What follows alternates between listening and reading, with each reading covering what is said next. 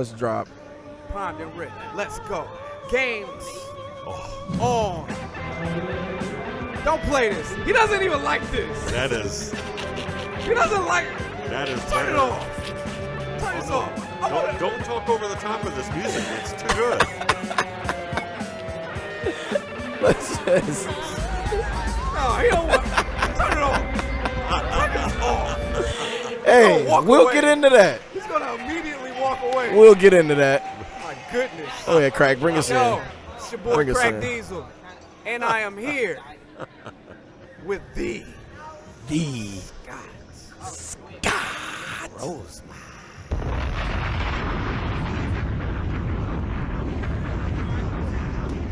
Wow. Bomb. A bomb. No, you're not. That none may thwart my will. Oh! That's my famous imitation of Galactus. That's your famous imitation of Galactus? Yes. Do you think he is going to be a part of? Do you think he's going to be the next build-up for MCU? I can't imagine how he couldn't be. I mean, Think so? They've got Marvel's got the rights back to the FF now. Right. Yep. So after something as great as Thanos, you've you got to have have somebody like Galactus. Okay, I made. Go ahead. I made the argument for Dr. Doom. Well, all right. If you really want to set the nerd world on fire, bring in Dr. Doom and do him right. Talk it, Scott. They will do him right. Oh. I would after he said Dr. Doom, I could appreciate it going Dr. Doom, then Galactus later on. Yeah, that's what I would like. That's true. That's true. I could appreciate that. Because where do you go from after Galactus? Like, well, the thing is, Galactus. Of course, they've been hinting at the Eternals. At the Celestials. Yeah. So there's that. Yeah. There is the Eternal. So many ways they could go, man. I think they've already announced it, so it's kind of like I know Celestials will be in the MCU. I mean, they've already had Ego, and I guess they counted him. And Guardians, sure, it was awesome. Well, I think Marvel's going to take the route of, if you watch like a beat line on the screen, it changes, some up, some down, some a little lower, some a little higher. And I think they're not just going to keep going up and up and up and up. I think they're going to kind of, they're going to let it drift a little bit down and come back up again. Right. So I can see them doing something like a Dr. Doom, if that's going to be the follow-up to Thanos. Right. And then maybe up the ante with a Galactus after that, and then maybe up the ante a little more with the Celestials, and then maybe have something, I trust the MCU. I trust Kevin Feige to do what's best for the MCU. It is unbelievable to me how incredibly cohesive he has made these movies over the past 10 years. It's just it's out of this world. It really is, because Excuse me, I have to go grab our pizza. okay, it's Hold it down. I don't think it's ever been done before. So I can't recall really any medium which has had something running for 10 years to get to such an apex, a seeming apex, because that they're they're just getting started in a lot of ways. But if the only thing that I think has come, and even then, we're talking this whole Marvel universe so far, the cinematic universe, has been so unique in as much as, yes, you've had Star Wars, which is essentially going to be 9 whole films, just the one story of Luke Skywalker. But that is just one kind of continuous story on a set number of characters that are completely intertwined from one movie to the next. But the Marvel Universe has been totally separate movies, totally separate characters. And even as I've had Thor 1, 2, and 3, and Cap 1, 2, and 3, it has been all connected into one whole story. Interweaving. It's just I don't know how they did it, but they did, and I feel like they've just done the greatest job. Oh God! Have you heard about some of these theaters that have been running whole marathons Yeah. of all Marvel movies. Wish I could have been there. Oh, Wish I could have been there. I only probably have enough stamina to go through like a third of that. Yeah. But after that, But hey, sounds like a good time. No, it does. Sounds like a good time. It really does. Um, Now, you guys said you had some questions for me. Yeah. I don't want to get too off track here. I wanted to ask you, because I know you're from Muskegon. Yeah. I want to know, because our podcast, we try to, attack things from the local side. Yeah. How has just growing up in Michigan played a part in you being an illustrator? Like, how has it influenced you? Have you seen other interviews of me? Yeah. You have? I have. Is that where you got this question from? No. Oh, because this is the kind of question I've always waited for. Yeah. Like, I did my research. Oh, I did my research. Okay. Well, But we'll see how much. I took a look at, I think it was another podcast, a live podcast that you did. Okay. There were people from Muskegon there.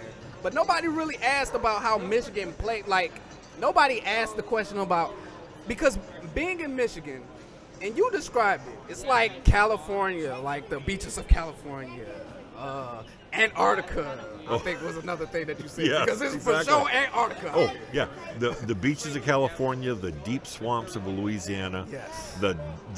There are desert dunes that are like something out of Saudi Arabia. We have the cold of the Arctic sometimes. We can have the hot, humid weather of the Amazon. I mean, it's just, it has this multi-seasonal texture to it. Yeah. Every year, all the time, and the intensity varies from year to year. Yeah, we definitely have the 4 seasons. Oh, no doubt. And the thing is, though, to your question specifically, I can cite the fact that where I grew up, specifically in that one section of Michigan, and the exposure I had to cartoons and comic books, all blended together into this kind of almost magic mix of inspired me. Case in point, Johnny Quest. Okay. Love Johnny Quest. All OG right. Johnny Quest too. Oh. Yeah, I did peep that in the interview. You was like, Okay. yeah. I mean, old school. Oh, sure. Yeah. Now, I was watching that when I was growing up, and the thing is, it's a great adventure cartoon where they're globe-trotting all over the place. So they will have an adventure, with the mummy in Egypt, the sands of Egypt, or they'll have a werewolf in the northern timberlands, or they'll have, the sea monster from the ocean. And the thing is, I grew up right on the edge of Lake Michigan, in an area where they had, all of Lake Michigan at my disposal, sand dunes, 100 feet high, woods as deep as anything you'll find, in Canada, swampland, farmland, pine forests. I mean, just all these things. And when I would watch Johnny Quest, I would go out after watching it during Saturday and play in these different areas I lived in and recreate these adventures. And that just stoked my imagination like nobody's business. That's when people used to go outside. That's when the kids. Oh, yeah, when they would actually play in the environment, in the outside. Yeah. Oh, no, and, then I would read comics on, like, the Submariner. I'd read an issue of that, and I would go swimming, and I'd pretend to be, Submariner in the lake, and I would read,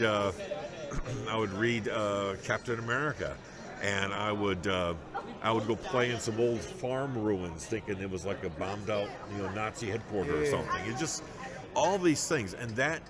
And all the different seasons, you're always having to readjust yourself for being outside or dealing with the different kinds of weather. And that always stoked my imagination. And that played directly into my wanting to draw and to make the drawings have my imagination come to life as much as it was in my head. So that was a question I've always wanted to answer. Because, hey, I'm a Michigan boy, and I know. Oh, wow. I'm from Detroit. Right. Everything is in Detroit. And I didn't see that until I got older and was able to actually travel with the state and actually see different things. So I feel like, go ahead. Well, I was going to say, to me, Detroit was always kind of the mecca Because when I was growing up, I'd learned that there was all these artists drawing for Marvel that were from Detroit, or at least from the southeast corner of Michigan. You know, and to that end, I got to know Arvell Jones. You guys know Arvell? And I got to know Keith Pollard. I saw something about Roger McKenzie. Oh, Roger McKenzie. I actually got to work with Roger. Yeah, I was about to say, I heard your story about going to Grand Rapids. Yep. He was there for work. You used to get turned down all the time. Unbelievable coincidences and serendipity of occurrences. Yeah. But yeah, Roger was living in Grand Rapids. That's only 30 minutes from where I'm living in Muskegon. Yeah. And I got to know him, and I brought my samples, and he loved it. Him and his partner at the time were doing comics, and business partner, and he just, and so I got to work with a professional level talent before I broke into the professional comics. So yeah, that was just awesome. Yeah. But the other things, Roy Thomas is from Michigan. Tom Orchikowski, the great letterer. Isn't Jeff Johns from? I think so. Or he went to Michigan State at least. I know that one of the current talents, Ryan Stegman, he's from Michigan. Yeah. I'm not sure where though, but I know there's unbelievable artistic talent. Whether all over, like the state. Oh man, you see that here. Oh, Michigan is a breeding ground for comic book talent. Artists, it's I don't know what it really is. Unbelievable. I did want to. You always have like a really calm, happy. Like it seems like every time I see you, you seem like you're in kind of like a jovial mood. Like you want to talk to people. Oh yeah, well that's where I get that. That's the way to learn things. That's the way to, I figure if being approachable and being easy to talk to, I get to hear a lot of things. I get to learn things from people, and not to mention if I want to dredge up reasons to be sour, I could be as sour as you want. Hey, but I don't. That's don't have usually time. how it is with like time. really nice people. Like you do not want to push them past that point. You don't. I will give you this. I do have my buttons. That's what I'm saying. We all do. That's what I'm saying. Yeah. Like, hey, we all got the buttons. But I tend to bury them below plexiglass and those those turn up things. You gotta really work to get to it. Yeah. Yeah. Exactly. Okay. Yeah. When you do. Because for me, I've always loved doing drawings and comics and art so much. It's like, you hear probably a fair amount of people say this. I mean, they almost can't believe they're getting paid to do this type of stuff. And so I guess I'm inordinately glad that I'm doing this stuff. Right. So that tends to reflect in my relatively constant jovial mood. And like I said, like one thing that I was seeing when I was watching some interviews and some cons that you were at, it was just the fact that you were tenacious, very tenacious. All right, yes. You never took no for an answer. Yep. I'll tell you a story about us. We just got turned down for a Google podcast opportunity. Oh, no kidding. And it really sucked. Oh. It sucked badly. But and that was just yesterday. We just found out about this yesterday. It's a creator program where they would have given you a grant, flew you out to Google, kind of gave you tips on your podcast and help you monetize what you were doing. And we worked really hard on the application. Really hard. We worked for months on the application. Just didn't make the cut. Didn't make the cut, but it was a dagger, and we just like, hey, it's time to go. No. It's time to go harder. And our thing is continuing to, push forward. And I know that's something that you had to do. Like, oh sure. What do you think was like the biggest setback that you had to deal with in your career? Well, it was probably. I would say just about every good turn I've had was followed by some kind of a bad turn. And it was at those points when I most knew I had to readjust myself and set myself back up on track. things like after I worked on X-Men with Marvel, that was like 4 months before they went through that big implosion that they had. This huge downturn. And after I did that X-Men, I had like 4 things lined up to do right afterwards. One was going to be some Silver Surfer work, one was going to be a little Fantastic Four. But 4 months later, before we could get those projects squared away, Marvel just went through this huge collapse. Yeah. And so I never got those. And so I had to reassemble my portfolio of samples and kept sending them out. But then that's when I got my shot at doing Solar, Man of the Atom for Valiant, which was very cool. But yet, right after that, Valiant went out of business. And so I kept thinking, is that what I do? People hire me and I make them go out of business? All right. Is it me? I wasn't sure. But right after that, again, I reassembled the portfolio, sent it out, and that's when I got to work with the Batman animated series, doing licensing work. Now that lasted for 3 years, which was a great boon. And I was about to say, for an animated series, I'm sorry, but how long would you expect to be on? Like, how long could you expect a series to go, like, on average? Well, here's the thing: when the Batman the Animated Series came out, it was just everywhere. It was the biggest thing. Oh yeah, I love that And show. because of that, DC was kind of caught flat-footed. They didn't have enough artwork to supply all of the licensing projects that would come up from it. You know, everybody wanted to make storybooks or toys or coloring books, children's books or whatever. And they just didn't have enough people who knew how to draw in that animated style, that Bruce Timm style.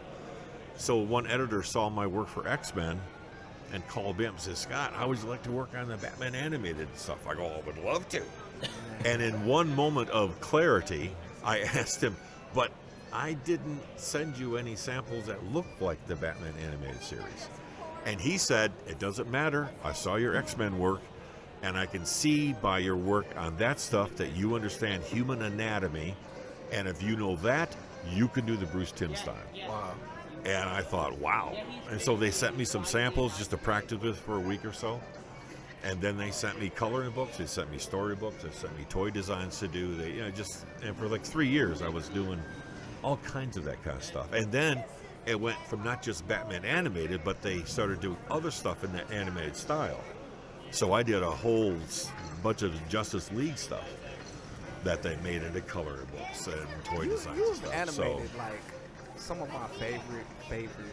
Which is crazy. That's why you legendary. Like you worked on Batman. That's why I started tripping when I had the Tiny serious, Toons. man? Like, I love Tiny Toons. Like, when I was a kid, Tiny Toons was amazing. Tiny Toons was it. That was like, I loved it. Oh, I was watching Tiny Toons every morning before I'd go off to my regular job. It's funny. Oh my God, it was hilarious. I It was a loved great it. show. It was amazing like the show. funniest thing, and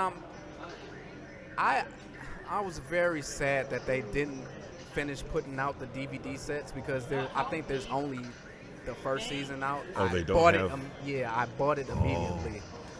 But I just watched it again, and everything was just as funny as like when I watched it as a child. Oh, and it yeah. was like jokes were hitting in a different way because I was older and I understood some of the references better now. Oh, it wasn't geez. just the slapstick. It was just like amazing writing. Like, Well, when they did and they would do these spoofs and satires, like the classic Looney Tunes would do. And the one they did where they had Batman, the Michael Keaton Batman, came in, and the one scene where they dig up into the bottom of the Batcave, and there's Batman looking down at Buster and Plucky, and he says, "More? Really? Alfred? Jeez, why don't you tell the whole world we're down here?" And that was such a play off of the fact that Alfred told, the movies. Tiny Toon was amazing. And it was just, and the thing is, I was watching them for about a year before I went off to a Chicago Comic Con. At the time, that was the only way you could get work, is to go to an actual show, and the editors would be there, and you'd show your work to them. And I had all these samples, all these Batman samples prepared and all this. but not Batman animated. That came later. So the first job was Tiny Toons, and because I'd read in the Comics Buyer's Guide, which was a newspaper of the day. It used to be the newspaper of the comic industry. It'd come out weekly, and there was a notice 2 weeks before Chicago Comic Con that DC was looking for artists who could draw in the Looney Tunes style, Bugs Bunny and all that. And I thought, oh my God, I love Bugs Bunny. So I put together some samples in my sketchbook, aside from these samples of Batman and what have you. And I went there, and by this time I'd been going into these lines year after year after year and getting turned down and trying to learn every time I got rejected. That I got into the front of the line at the door of the room where the editors used to sit and look over portfolios. And a couple of the editors, oh, hey, Scott, how you doing? And they knew me so well because I've been coming back so often. There's that tenacity you're talking about. Yeah. And one editor waved me over and saw the Batman stuff. He goes, oh, this looks great, but I got tons of Batman artists. I don't really need you to work on this stuff. I said, well, I did these Looney Tunes. Oh, you need to go talk to her. So he pointed me right to this gal down the table. Direction. And I went to her, and she goes, okay. And I said, I don't have any comic pages, but these are the sketches I did of Bugs and Taz and Daffy and all that. And she looked at them, says, these are perfect. You're hired. Wow. And I just, my jaw hit the floor. You're hired. There we go. That's the bomb. That's what I'm talking about. And the thing is, usually you have to show full pages of story, panel to panel. But so when I left the room, that was on a Saturday, I went through the rest of the con Sunday, and I called my wife Susie at the time. I go, hey, I want to do Looney Tunes, Tiny Toons. She was great. So I got home, and Monday there was a next day FedEx package waiting for me. And it was the script to the first Tiny Toons book I did. And and I did that for about 3 years, where I was drawing all these comic books, but it was for Warner Brothers International Publishing, which means they weren't printed here in the States. These were comic books that DC was producing specifically to sell to publishers overseas. Italy and Belgium and Brazil and Germany and all these places. So you got art all over the world. So it was, it was. You are worldwide. Does that not blow your mind? It to does. This day?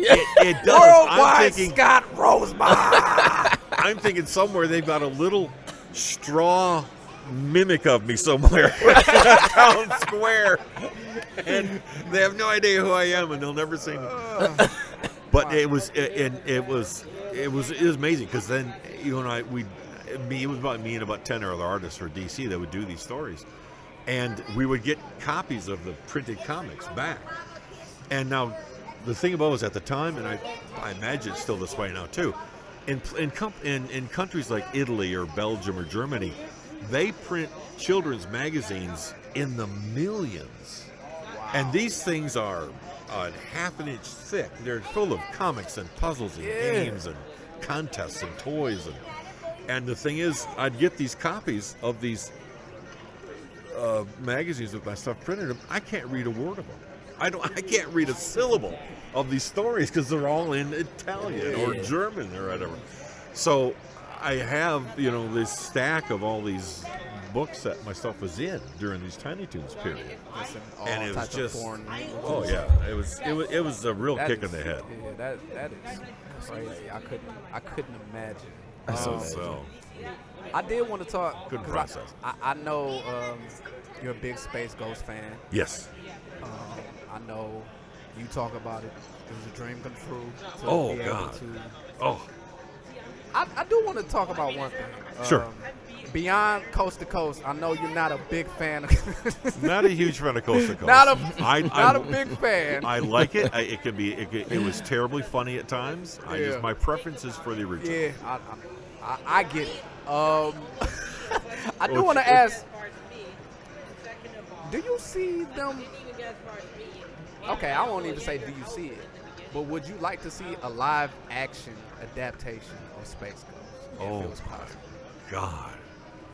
I would kill a horrible number of people to see this happen if I had to. Talk it. Talk it. Talk it.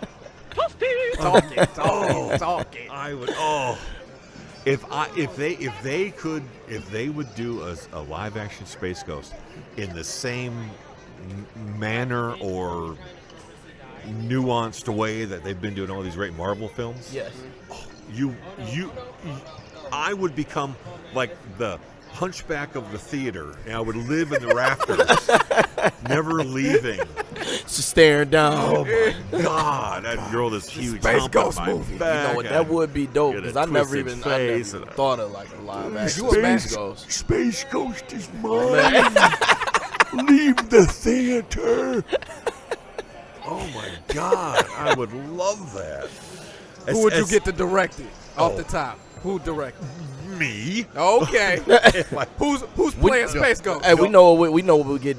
Justice would be done to it if they got Scott involved. Oh, For sure. Yeah. Now, I would have to first learn how to direct, but Hey, directing. now if it's not going to be me, which all right, fine. Josh Whedon. It would have to because Josh Whedon loves comic books, and I'm sure he loves. Oh wait. Even better. Who's the guy that did Iron Giant? I have to look it up. Oh, what's his name? Get on the Google. Brad something. Brad. We gonna find out. Scott. We gonna find out. All right. Because he would. What was his name? Brad Bird. Got it? Brad Bird. Okay. He would be the one to direct a live action Space Ghost. Okay. Though for him, he probably would like to do The Incredibles too, huh? Oh yeah. Oh, now see, now here, there's a guy. Ratatouille. I mean, you remember watching Iron Giant? Oh yeah. And remember when Mission your Impossible? Yeah, get this guy. remember when your heart broke when the Iron Giant said Superman? Oh my That was God! a great movie. Tear my heart out, throw it on the grill. But yeah, he would be the perfect one.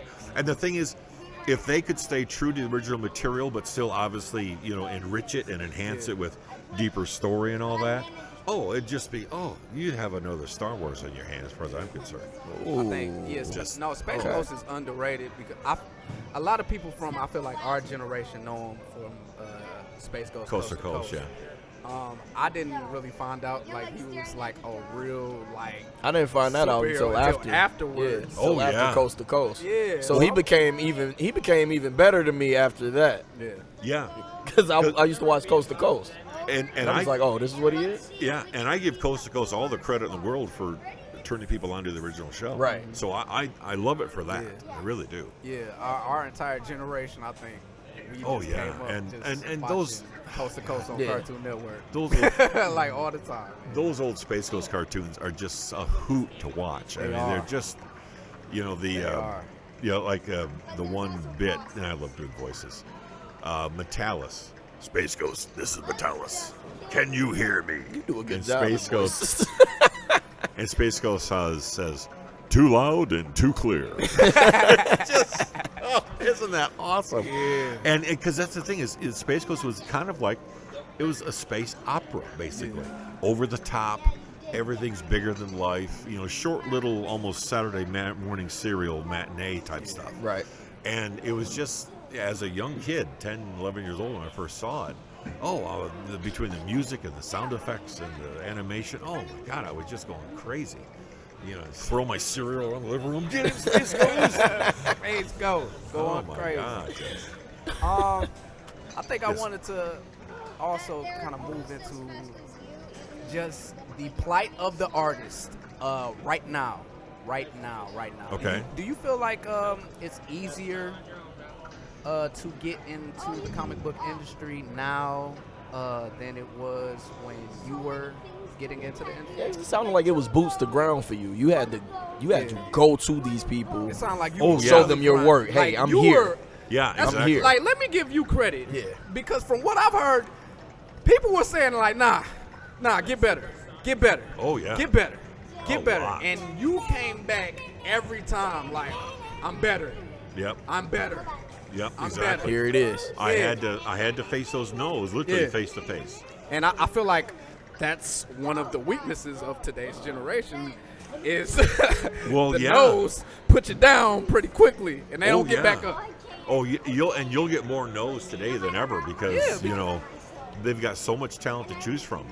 And if you are not absolutely A1 on your game, Right. you just go right to the no pile even before you know it. And so in a way, it's a little easier to get your stuff seen. Yeah, exposure. You know, there's that. Yeah.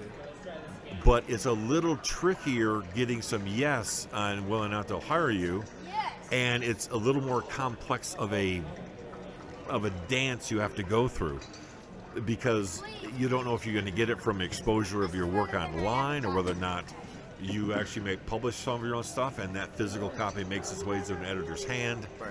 And the thing is, I believe some companies still have the traditional submission route you go through, send your work in. Yeah. But I'll guarantee you there are so many more people these days that are really quite talented that are vying for the work that's out there. And there's, at the time I was doing it, there's always a little more talent than there was work to be done, but it wasn't nearly as many against what I was doing. Right. But now there's so many people that are so talented, and they're all vying for that big shot at that good book and all that. Yeah. But at the same time, if you can get into that network and you can prove yourself valuable to any of these companies or editors, you can get the work. I mean, it's obviously still very possible. I see people all the time. But Just takes that tenacity. yeah, you need the tenacity. Well, you've got to stick to it. Oh, you've got to stick So to what it. about thinking outside the box? Is there anything they could do to think outside the box to just differentiate themselves from all the artists? Like, what could they do? Great question. You know, I would say thinking outside the box, doing something a little bit off skew is always going to be a good thing because that makes you stand out as unique. right? So yeah, in terms of how to do that, well, I'll tell you, if I can think of something specifically, I'll let you guys know. But I think anybody that wants to go into this and they want to try and tailor their work so that it has that little bit of different of an edge. First things first, keep all your fundamentals solid. Good drawing, good draftsmanship, solid perspective, solid drawing. Have that and clear cut storytelling. Have all that down pat, and then if you think you have found a way to kind of add that little bit of extra chipotle spice or whatever to it, do that, and let that carry it out there for people to see. Okay. And as many ways to do that there are for the people out there trying. Yeah, I would take you as a content guy. Like, you want story. Like, you want something. You want story. Oh, yes. Or, So you like concept? things. Yeah, high concept. It seems like are the things that get you going. Oh yes. Oh yes. Talk about just like how important, like, I feel like the storytelling aspect is within comics, because I feel like sometimes it can be. It's such a visual medium that sometimes that gets thrown in the back, and it's not at the forefront. But I feel like the story, beyond anything, is going to keep you invested. Oh yeah, because as much as the visuals, that I specialize in, or a lot of artists do, those are always going to be very attractive, obviously, to an audience. But ultimately, if you want that audience to come back time and time again, you've got to concentrate on the strength of the story, the strength of the characters, the real meat of what you're doing. And to that end, as artists, it always behooves you to make sure you understand story, understand good storytelling, understand what makes a good solid story, what will make this particular tale you're telling more intriguing than, let's say, the 5 previous ones or the next 3. Keep that constantly in mind, and you've got to realize that the substance of a good story isn't just about how many weird ways can you kill Superman. I mean, that's not really a good story. Yeah. It can be a nice story twist. Talk but that talk. You've got to think in terms of taking characters, either ones that other people have worked on and built, that's fine, but what kind of a great story can you tell with them? And trust me, I can say that, but it's not an easy thing to do, because we're talking about, if say, let's take Green Arrow, for instance. There have been so many stories told of the Green Arrow, so many different variations of the character and of stories told with that character. It's not easy to come up with something that might be a little bit new or a little bit interesting, but that's really not the heart of it. The heart of it is how good of a story can you tell with this character? Right. You know, what is the kind of story that somebody can read and they're just captivated by it? Right. Yeah. You know, that's really what you've got to search for, and that's not an easy grail to grasp, so to speak. You know what? It's like that in most. It's like that in most things. Let's take music for example. A beat can sound amazing, but at the end of the day, if this artist isn't producing any type of content, he'll eventually fall off the wagon. Oh, sure. He won't stay around.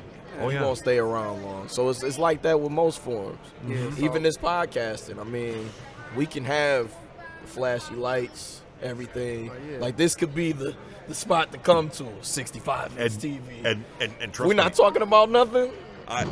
Nobody will want to come over. exactly. as much as I love those buttons, you know, with the those are great. Right. But it's great to see the fact that We're gonna get so in contact. far, if I can add a little bit of from my angle here, Yes. you guys are asking really good questions. Oh, And we really care about content. yeah. Okay, So so we yes. appreciate that. Yeah, we want to tell We stories appreciate through that. our medium the same way that you. Oh, yeah, And, see? speaking of that, I know we're wrapping up. I appreciate you for all the time that Oh, you've given Yeah, us. Right. thank you. Thank you I very do much. want to ask about August though, because Oh, August. Oh, excellent. Okay. because you basically did everything outside of, I think, what did you say? You didn't do coloring. Yeah, I didn't do the Yeah. coloring. With a project like that, and with a hero in which you described as he has like these great powers, but they don't affect like like they cannot solve problems. Right. How did you get to that? Like what made you try to, I guess, come up with a character in which was very powerful, like in strength and just powers? What inspired that? Okay, and this is probably where, with my character August that you're talking about, this is where I really try to delve into the story side of it. And the thing is, to me, August basically came out of my really deep contemplation about Superman, because I was thinking I don't about like Superman. all right, and that's why This you is might why- like yeah, August. I was about to say. Yep. Because you know the thing is, because over the years I kept reading different things about Superman, and specifically one of my roots of creating August was that in one instance I read some article, I think in Time magazine, how at the time the communists in Russia, they regarded Superman as nothing more than a capitalistic tool. Yo, All right. hey, All right, that's Yeah. fine. okay. And then then I realized, well, but here in America, we consider Superman to be a superhero. Right. And yet I also read in like a National Geographic that there was a tribe down in New Guinea or someplace where they'd heard about Superman from missionaries or whatever, and they thought he was a god. Oh, wow. And I thought, okay, now here we are, the exact same character. And you have three absolutely different culturistic responses you good. You are good. to that You are character. good. And so I thought, what if we had a Superman type character, and that was the basis of his existence, is that everything that he would do would involve having to deal with an absolutely different mindset that he'd come across, that he would come against. And so that started me thinking, okay, how would I get him in that position? And then this idea of having this huge planet that would have different dimensional existences to it.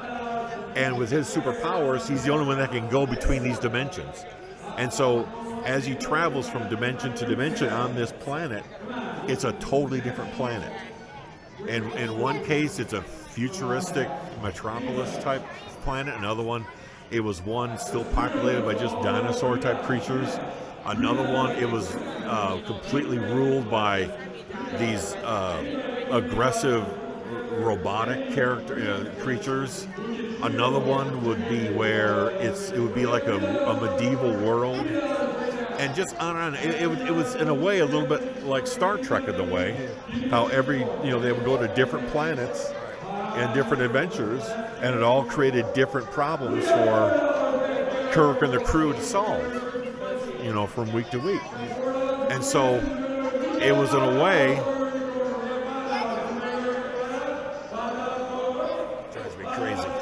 Yeah, he is like. Are you guys gonna be able to edit this noise out? Oh, it'll be fine. Yeah, like okay. when it plays back, he's not gonna be as loud as he sounds. Oh, right okay. now. Yeah. All right. This guy. Yeah.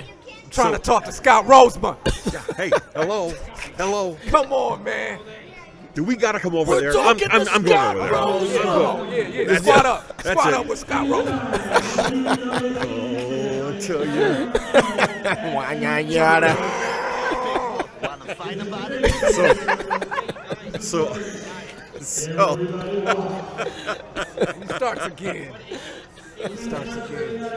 It's so in a way you could say August was like this mesh between Superman and Star Trek in a way. So in a lot of ways it was almost as if taking Superman and putting him more of in a science fiction environment. Okay. So that's where I got the basic notion of how August came about.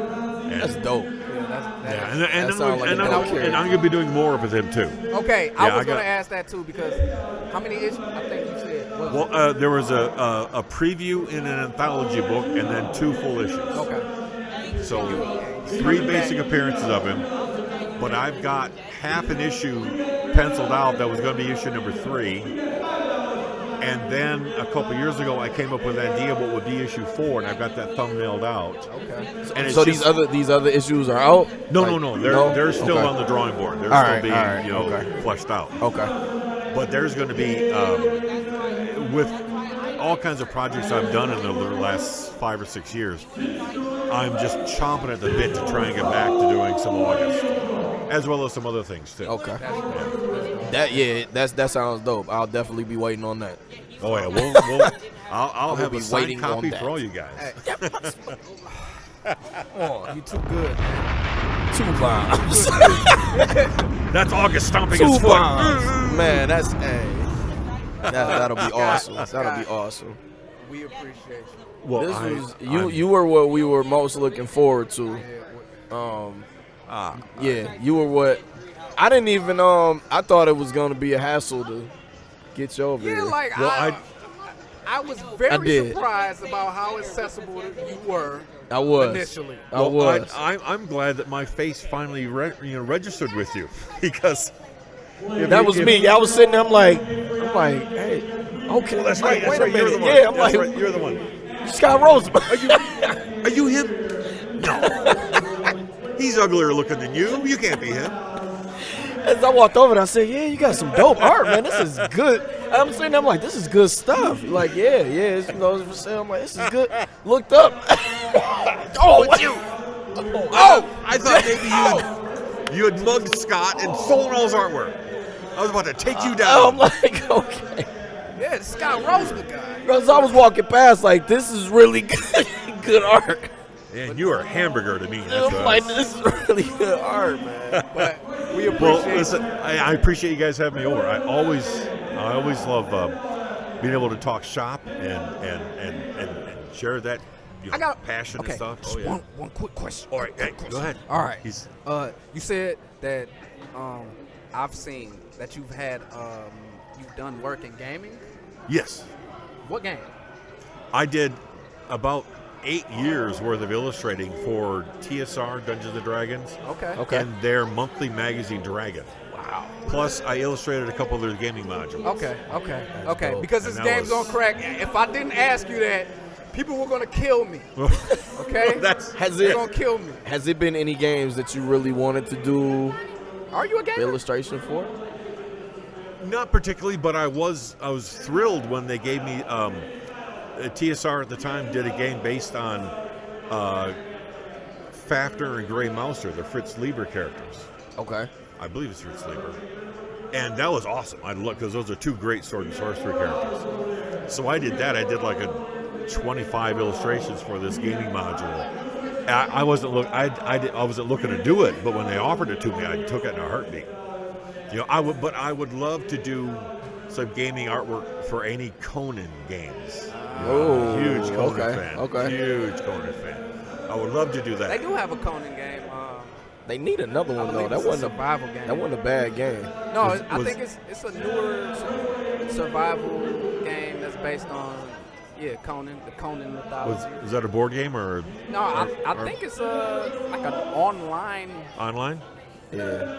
If Final Fantasy VII ever, Final Fantasy VII ever hits you up to do art, do it. God, yes. Do it.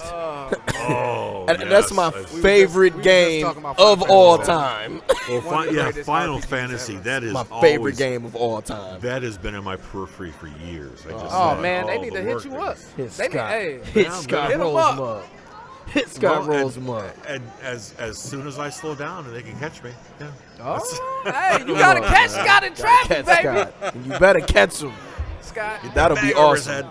I appreciate it. You guys, be my awesome, extreme man. pleasure. Thank you. Oh, hey, we gotta honor. get a picture. We gotta get a picture for sure. This is my biggest interview that I've ever had in life. It will always won't be be your last. It will always be the biggest interview because it's my first. Good job. So Thank you. Oh, please. Good job. Please. Send money. Please. Games on Krack. Games on Krack. It's your boy Krack Diesel. Slaps. Is that it? That's it. That's the camera. Oh, it's a small Scott camera. Roseman. Yeah, it's the webcam, man. We're just running off the webcam today. Thank you, Scott. All right, we guys. appreciate Thank you. Yo, Games on Krack. It's your boy Krack Diesel. Day one, the Downriver Comic Con. Awesome. We out of here. Hey, thank you so much. You guys are excellent.